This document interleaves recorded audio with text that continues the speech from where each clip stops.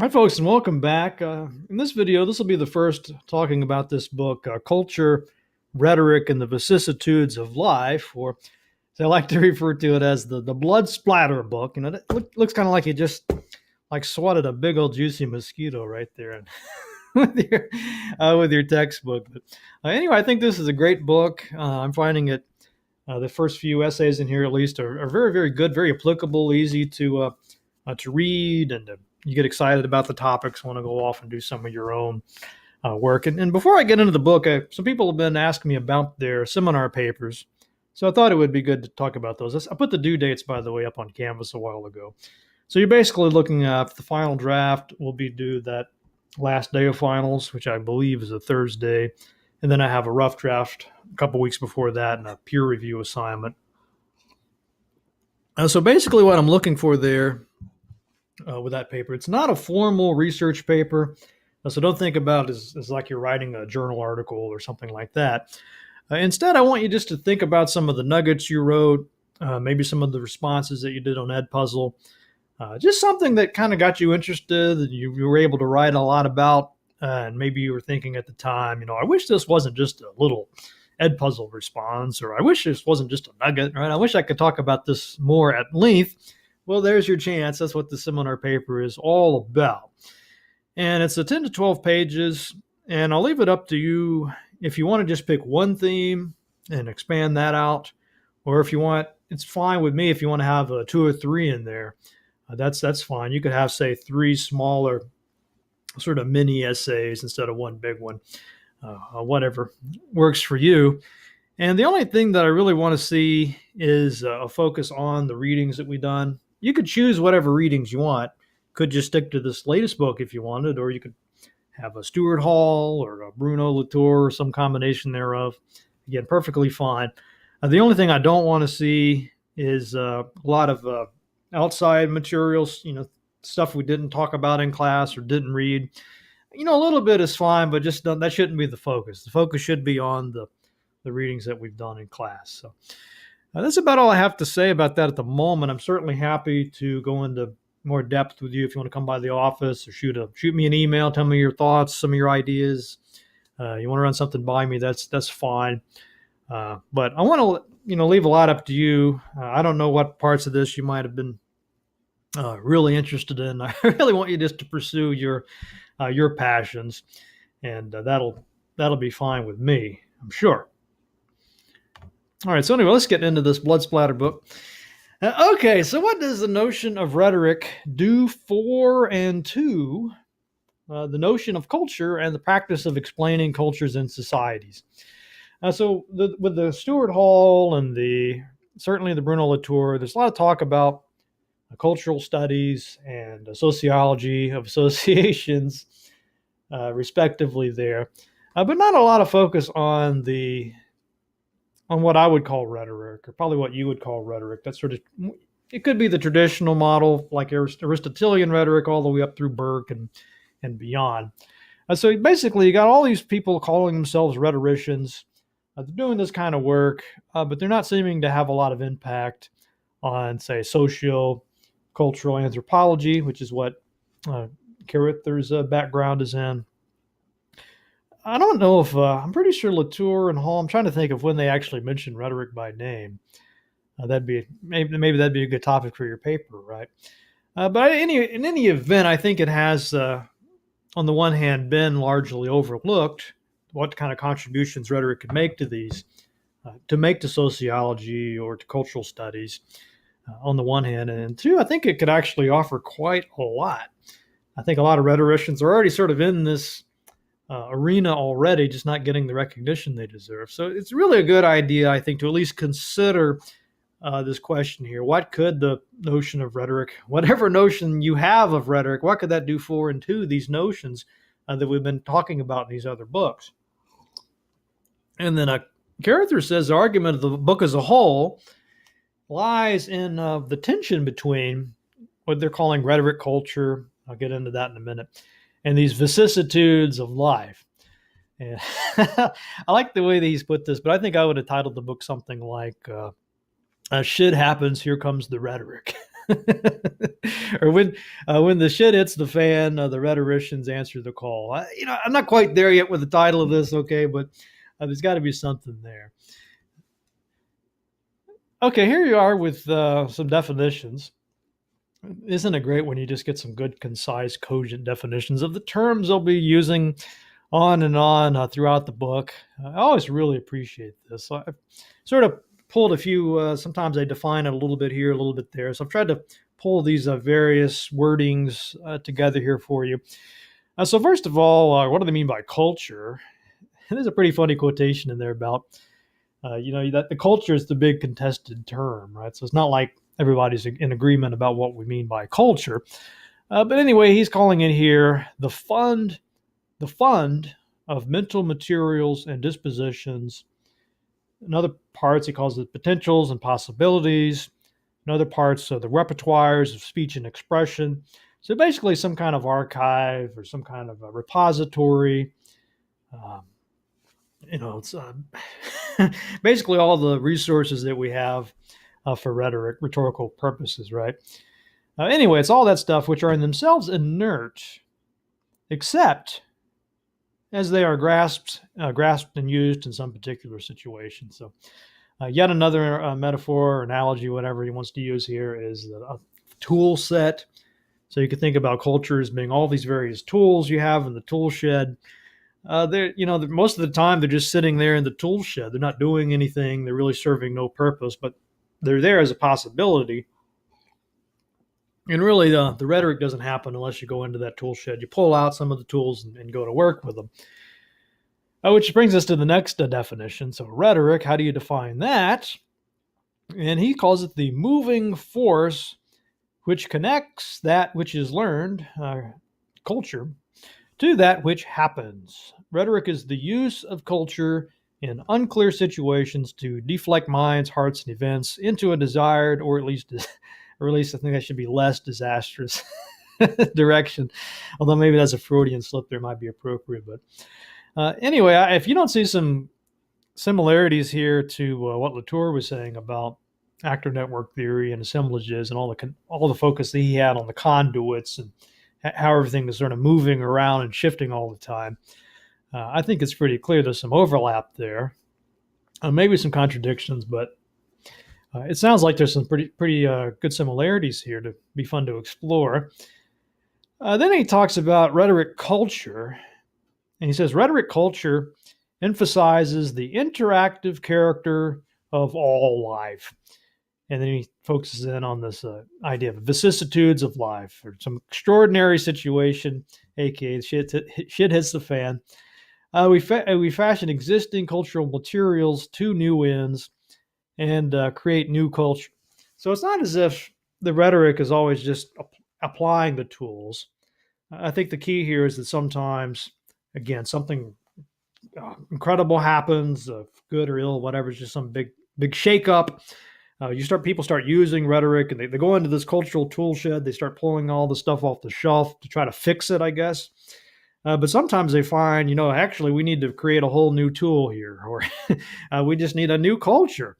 It's such a profound thing that we can't even keep on going with this. We need to just, burn the tool shed down and start over. There could be that big of an event or a vicissitude of life. So again, that's not just necessarily applying. It could also be creating and modifying those tools. So it's a pretty rich definition. I like this idea of rhetoric culture. I notice sometimes he puts a little slash in between these, rhetoric culture, like rhetoric / culture. Not quite sure what's going on there, but I think it makes sense just to think about rhetoric culture. Then he goes on about the prominence of rhetoric.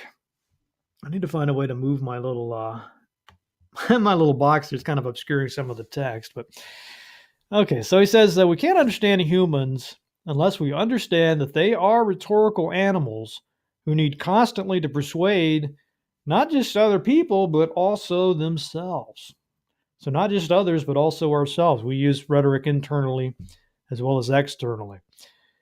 You have relationships with other people, assuming you're not well, I guess in this case, even if you are a hermit, totally Robinson Crusoe situation, you're still using internal rhetoric. So I guess there's no escape even on this island somewhere.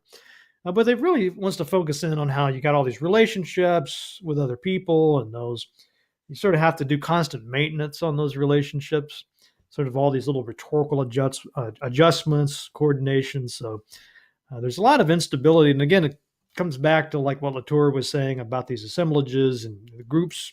So you really can't talk about groups unless you're talking about groups that are in formation, in the process of forming or breaking apart, because there is energy that has to be that you have to keep pumping into the groups to keep them coherent, right? Same thing here on a broader scale. Just any kind of relationships require a certain amount of energy. There's always going to be these shifting understandings, and again, we're not robots dealing with other robots. How many times have you said something like, "Man, I knew this person all my life, and wow, I can't believe they did this," or "I thought I understood this person. Now I find I really don't know them at all." That kind of thing. And then he says each culture has a set of expectations, social and cultural machines that simultaneously guide and consummate our anticipation of events and outcomes. And he gives an example there, and I'm going to ask you in a minute to see if you can come up with some of your own examples. But he talked about how marriage could be one of these social and cultural machines. People are sort of thinking about, I guess you could say it's kind of common expectation is eventually you'll get married, right? It's sort of a norm or whatever. But these vary. You might have a marriage as some kind of institution or ritual, whatever you want to call it, in lots and lots of different cultures. But what they find is that it's not ever just identical. Like the thoughts about marriage vary tremendously between and among cultures. And he's given the example here about how these, I guess, expectations can start even before you're born, really. But if you're born a girl in the Navajo culture, that's a good thing. Everybody's happy about it. But in the North Indian culture, it's kind of a grim thing because of a dowry. And again, it's the sort of idea of this marriage being different in these cultures, right? And I guess in the North Indian culture, when the girls get married, there's some kind of big financial obligation. I'm just reading what characters wrote about it. I haven't studied this, but that seems to be the idea. And we have these templates. I would think about them as a template.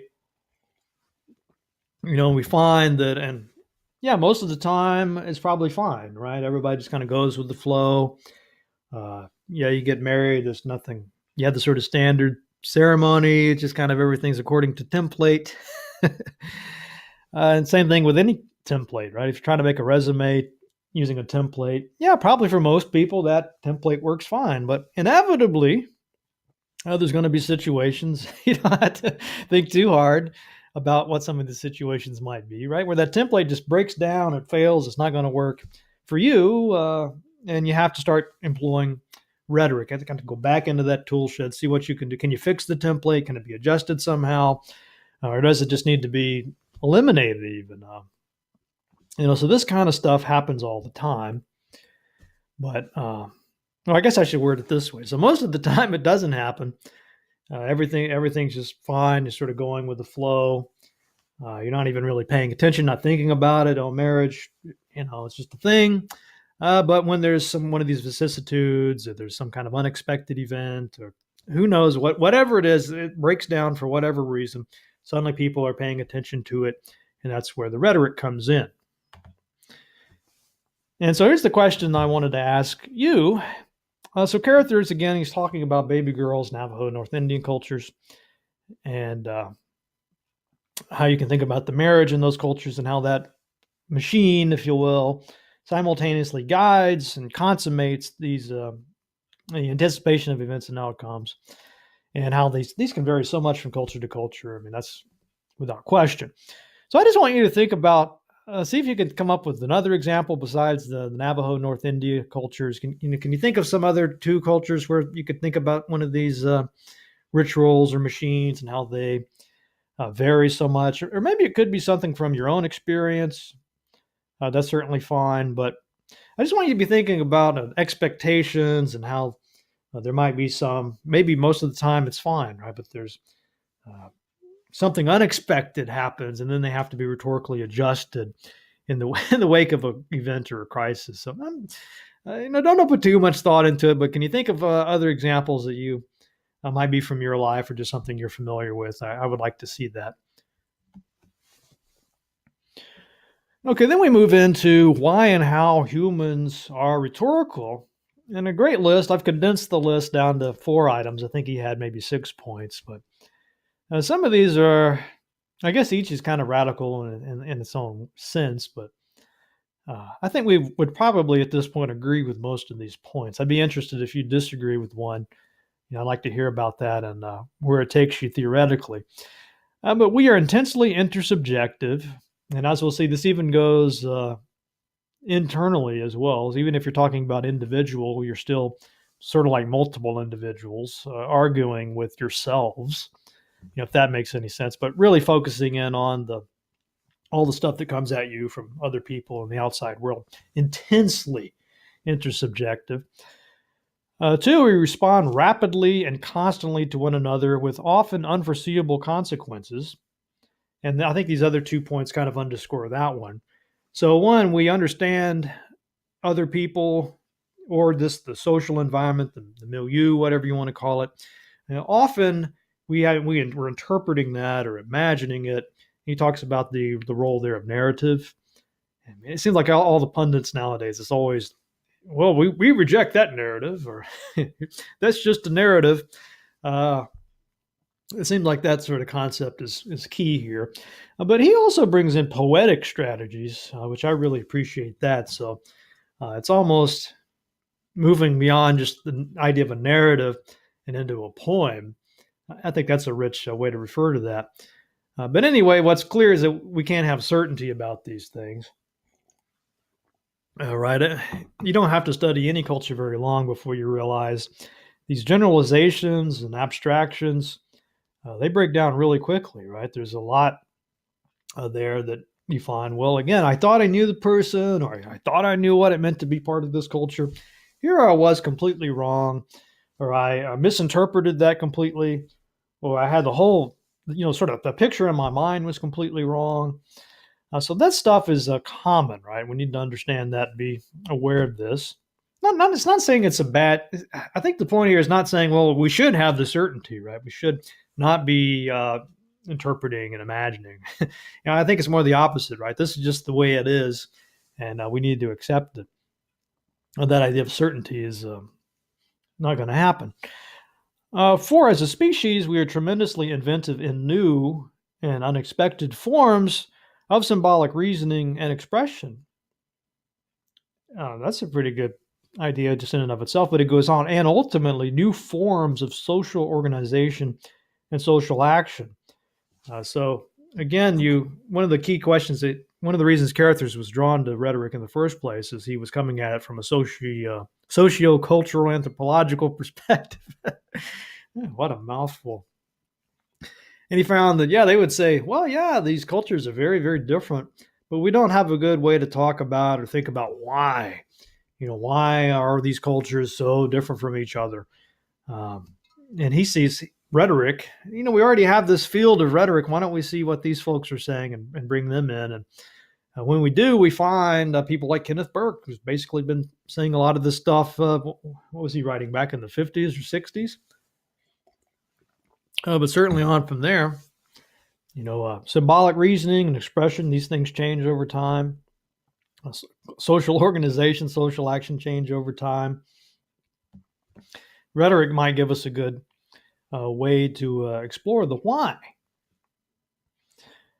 Okay, what do we have here? This is moving into the article by Jean. Is that Neinkamp? Neinkamp? Let's go with the Neinkamp. Internal rhetoric. So he's saying here that internal rhetoric is my term for the way that we persuade ourselves, talking ourselves into or out of things, arguing with ourselves, berating ourselves. It affects our actions, attitudes, or beliefs consciously or unconsciously. And later on, we get this idea of internal rhetoric as a deliberate terministic screen. Our thought is persuasive, rhetorical in nature.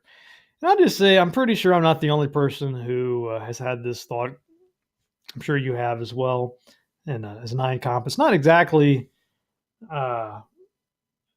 unpredicted, right? That you're studying rhetoric, you're learning how to argue. You go back to like what, ancient Rome or Greece, where they were talking about the dissoi, logoi, the strategies for debate. And this idea, you pick both sides, even on the side. This always shocks your students when you do this activity in class, right? You tell them to take a topic, abortion or capital punishment or whatever it is. And I know you probably have a side that you're on, but just for the sake of this exercise, argue that side that's opposite yours, right? Look at both sides, and they find by doing this is actually a way to basically make yourself smarter, right? And when you're looking at that other side, you're sort of increasing your understanding of the issue, and it might result in you could change your mind, or it might have the effect of making you better at defending your own point of view. And so imagine some concept like that, but instead of actually debating with somebody else, you're just thinking this through. And I think that the tools of rhetoric, anything from like the Tolman scheme, if you're familiar with that, certainly what Kenneth Burke talks about, or even ethos, logos, and pathos, Aristotelian, we can use these same things. We can sort of recognize, how am I working on myself rhetorically here? Maybe there's a question, should I buy the car? Should I not buy the car? Or what car should I buy? Do I really need a 4K television? Who knows? Just giving you some examples for myself. So you could just sort of not even think about it and just, I don't know, flip a coin. We don't really do that, right? We sort of weigh the pros and the cons. But I think the insight here is we could use some of these rhetorical strategies to really do a better job.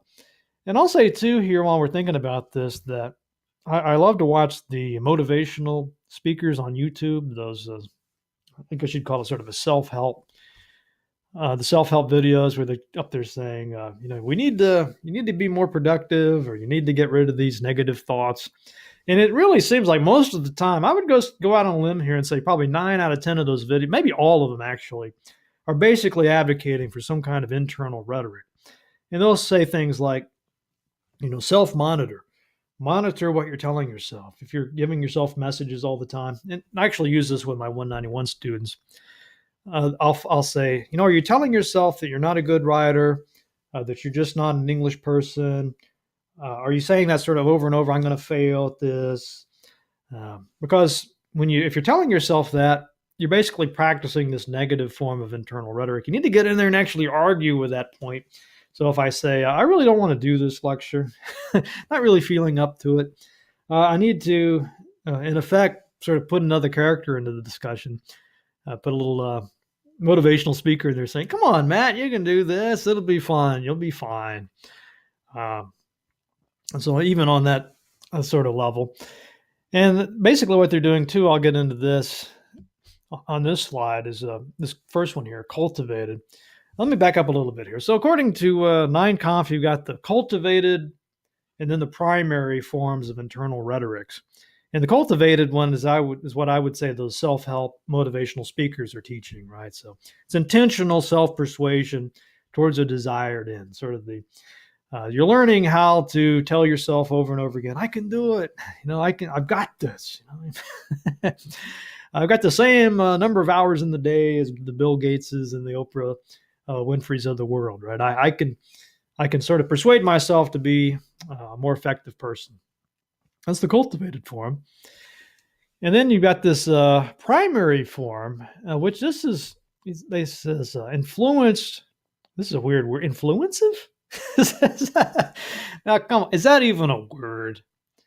Anyway, on page 19, focuses on the influencive, forget about it, Nature language focuses on the influence of nature language and symbols that have been internalized without our awareness.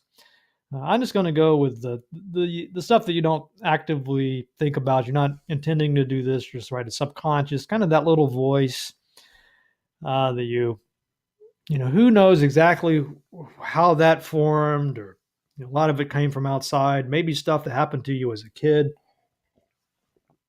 Coming back to this idea of the student saying, I can't do this essay. I'm just not a writer. I don't have the right genetics for it, or whatever.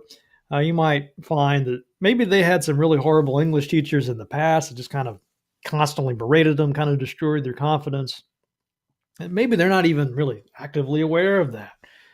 It's just kind of deep down in their subconscious mind. And let's see what else we have there. So there's usually not a clear line between these. So that's a good point to keep in mind. It's not like, well, this is cultivated and this is primary. It's always more of somewhere in the middle between those extremes. It seems like these academics, they always pull that kind of maneuver, right? They set up these nice categories for you and then say, you know what, but what those, they really don't matter because it's always somewhere in between. But anyway, I guess we'd say that sometimes the self-persuasion is more intentional and sometimes it's just deeply subconscious and you're not even actively aware of it. So again, I think the key and what these motivational speakers would be telling you is try to move some of this primary stuff, try to become more aware of that, bring it back to this level of the cultivated, because then you can do something about it, right? You can sort of argue with yourself. Let's see, do you hear what I hear? So what are these voices like? Are you hearing voices? Probably. He says there that the voices might be saying things verbally, right? Could be just some kind of speech you're hearing. But they're not just that. They could be what they're calling rich mental representations of the ideologies, subjectivities, roles, and there's that word again, expectations that we have been subjected to and have internalized, adjusted, and assumed. And this was nice. He links this directly to Burke and the deterministic screens concept, which I was talking to Sharon Cogdell about this the other day. Everybody loves the deterministic screen concept. I think it's what Burke talks about in his book, Language is Symbolic Action. And it's a pretty easy concept to grasp. It's very rich, fertile concept, but you could think about it this way. I'm trying to sort of put it into my own words here. You can't view reality transparently or see everything at once, right? It's more like you're looking at everything through a deterministic screen, or you can think about maybe some kind of scope, some type of lens or filter. And so any of those filters, and they use the term deterministic screens, which I would think about that kind of like an ideology, set of terms, symbols, whatever that have some resonance for you. Or to come back to Latour, remember when he was talking about how psychologists can teach you to look at the world in a psychological way, or physicists can teach you to look at the world in a physicist kind of way. So that's I think kind of the idea here. So it's not as if you could choose, well, I don't want to use a deterministic screen at all. I just take off the screen and see things as they really are. I think the idea here is you really can't do that. That might, I guess Burke would probably say, well, that in and of itself is just another deterministic screen, right? You can't get away from it. And no matter what, it's not like you just have this one screen you're stuck with, though. You got lots of different screens you could employ. But the key is that they reflect a part of a selection of reality, but always with a deflection of some other part of it. So I kind of think about it almost like a camera, and you have that sort of what I call it, the depth of field effect.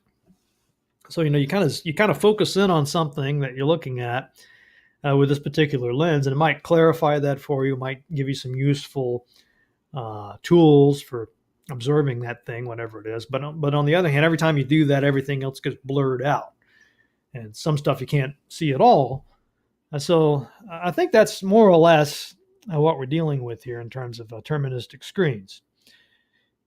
And you could think too about think about, say, a liberal versus conservative for a minute. let's just think about those in terms of terministic screens. And you could start thinking about maybe literally like symbols and terms and stuff that kind of goes with that one terminology or that one deterministic screen, and how somebody else has this completely different deterministic screen, and they could be looking at the same situation or the same event unfolding there, and literally just see different things. I think if you can sort of wrap your head around that idea, you're in pretty good shape for the deterministic screens. All right. So anyway, coming back to internal rhetorics. So this author, Neinkamp, says that one good place to look for evidence of all this is in diaries. And he says that, why is that? Well, diaries are a good place to look for textual traces of internal rhetorics. This is on page 22. And again, it's hard not to see the Latourian or the actor network theory influence there, this idea of traces, textual traces. So it's one thing to talk about internal rhetoric in sort of a generic sense as a concept, but that's kind of meaningless unless you've got something you can point at, right? And for this author, it's, look, if you look in these diaries, you can actually see the text. You can follow these traces textually to find evidence. So there is something you can see here. It says diaries are a valuable quarry for mining traces of internal rhetoric from people and cultures of the past. And we can study their creative transformations of their cultures within the diaries to see meaning in the larger structure of their lives. So these are pretty big claims, but again, I really appreciated that there's something tangible here. There are the diaries we can look at, find these traces, and it's not all just theory here. We have some traces we can look at. Let's see. So this is over on page 25. He's got the two diaries. He talks about Rogers and then the Anne Frank's diary. So Rogers' diary, he found evidence, internalization of romance novels, or I think he called them sentimental novels. In the discourse of the sentimental novels, there is no sexual abuse or harassment. It says those terms are from the 20th century. I didn't write down when this Rogers was keeping her diary. I think it was the early 1900s or maybe 1800s. I'm not quite sure, but it was before the 20th century, so they didn't even have these terms. He says that's significant there, right? You can start to see how the cultural milieu has changed, and literally the idea that this author, Rogers, this is on page 25, cannot assume to herself an identity as anything other than a quote unquote good girl. So she attributes his behavior, some kind of a abusive guy, to some unconscious actions on her part that must have misled him. She enculturates her experiences into accepted narratives. So something, I guess, coming back to this vicissitudes of life idea. So something had happened to her that shook up, this foundation that didn't fit. That was, there's something there that she wasn't prepared to cope with, or what do they put here? Not able to assume that identity, or it wasn't available. There we go. It was not available to her. We didn't have those. She didn't have access to these concepts of sexual abuse or harassment. So what you could say is she went into the tool shed, the sort of cultural tool shed, and found a way to sort of modify her experiences to fit into that narrative that she internalized from the romance novels. I'm not quite sure what to make of all this. I sort of get what he's saying there. So I guess it makes you wonder what we might be internalizing. And this, I guess the idea would be no matter what it is, right? It's something is going to be, it's going to come back to that deterministic screen idea. In some ways might empower you, but in other ways might disempower you, whatever this internalized narrative is. And then the next one he talks about is Anne Frank's diary. I'm sure a lot of you have read that one. It says, Frank's diary is a testament to her identity as a writer with this long, thoughtful entries and often eloquent writing. So according to Neinkamp, what Frank wants to do in her diaries, write her way beyond that situation of being in hiding and so on, into a longer-term independent identity. So I hadn't really thought about Anne Frank's diary in this way, but it does make us. It does, I can see again where this author is going here. So you got this horrible situation that she's in, right? But maybe the diary is a chance to establish another identity as a writer, as somebody who will be read long after these events. How you could find some real strength in that.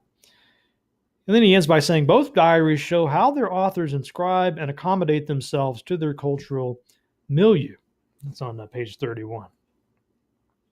All right, so let's wrap it up here. I have another question I want to ask you. So again, this author's got some examples here. We're looking at Rogers and Anne Frank's diaries to illustrate this idea of of sort of a place where you can find traces, textual traces of internal rhetoric. A diary, it seems like a pretty obvious choice, but maybe there's something else, some other place you could go to find traces of this phenomenon.